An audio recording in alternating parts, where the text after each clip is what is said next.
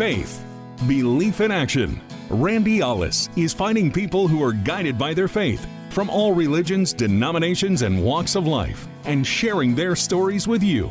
From the All Indiana Podcast Network, this is Finding Faith. Welcome to the Finding Faith Podcast. I'm Randy Ollis, and on this episode, I'm talking to Kimberla Lawson. She's the author of the book Sister Friends Forever, who says her faith played a huge part in the inspiration behind the book.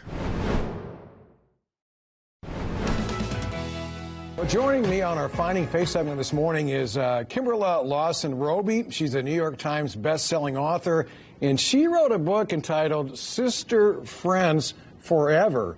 And Kimberla, thanks for joining us on the show here this morning. Just tell us a little bit about yourself, about the book, and also the inspiration behind the book. Sure. Thank you so much for having me, Randy.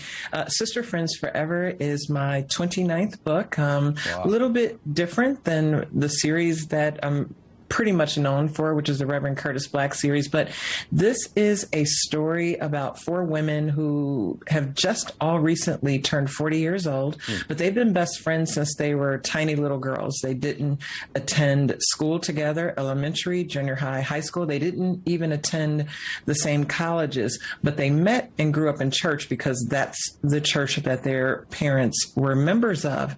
Now, fast forwarding to today, as much as they are still very much best friends and they love each other the way sisters love each other, their lives couldn't be more different. So Serena has never been married, but really wants to be. Michelle is newly engaged for the very first time, is about to be married in about 4 months, but someone who she truly is in love with re-enters her life. Kenya is happily married, but unfortunately they're struggling with her husband's ex-wife.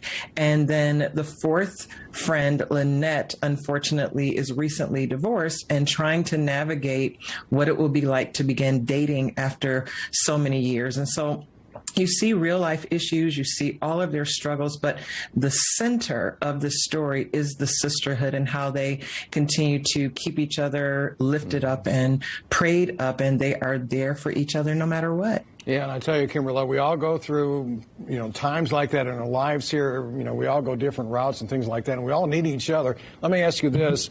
How did your faith play a role in your writing this book?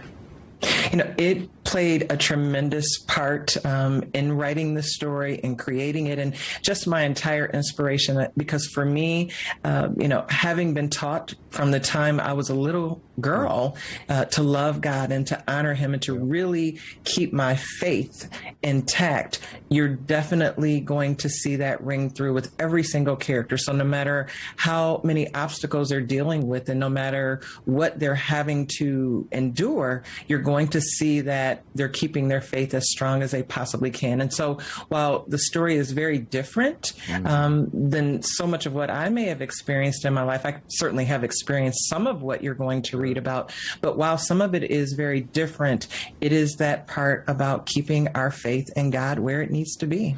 Yeah, and I think too, Kimberla, if I can say this, a lot of times people, they go through tough times and they just want to be a loner. They want to be by themselves in that. But I think behind the book, we can't do that. We need each other here. We all go through these difficult times.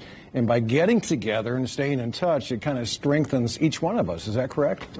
Yes, very much so. You couldn't have said it better. And that makes all of the difference. And even now, even if we're just talking about going through the pandemic, it is, to me, the people who have other people in their lives that they can turn to when they're sad or they're depressed or whether they're going through just truly trying times. It does make a difference to have that support system and that circle of people who really care about you and that they're going to be there for you no matter what you're experiencing. Yeah, and Kimberla, what do you hope to achieve through your writings? You said this is your 29th book here and also your speaking engagements. You do quite a bit of that.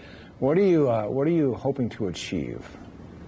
My hope is that anyone who reads the book will walk away either relating to it and thinking about how they can make changes in their lives, become better in areas that they need to become better in, and that they will realize just how important it is to have that sisterhood, for women and even for men, that circle of people and family members and friends who can really help you through whatever you might be dealing with. Yeah, and we all go through it. I know we sit here and we talk, the women go through it, but guys go through it too.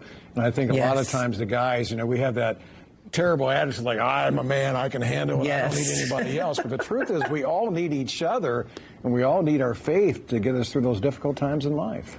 Absolutely, we do, for sure. Okay, anything else here? Or time's winding down? Anything else you want to add? Or No, hoping that readers will pick up the book, that they will enjoy it, that they will send me messages and let me know what they thought at kimroby.com.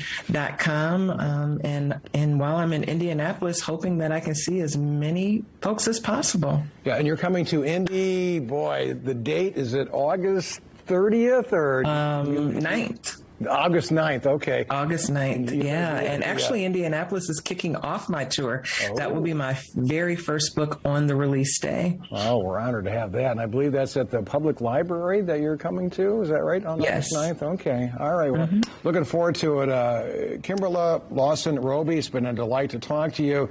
And again, her latest book, Sister Friends Forever. So blessings to you, and I hope this turns out to be a big success. And we're looking forward to having you come into Indy. It's a great town on August the 9th. Thank you so much. Blessings to you as well. And thank you for having me on. Thank you. I'm Randy Alice. Thanks for joining me in the Finding Faith podcast. Join me again next time as I share more stories of people who are guided by their faith. If this podcast has touched you, I hope you'll share it with a friend. If you have a story you want to share, go to lifestylelive.tv and click on the contact button. This is Finding Faith with Randy Alice. Be sure to like and subscribe to this podcast, and be sure to check out other great podcasts on the All Indiana Podcast Network online at allindianapodcastnetwork.com.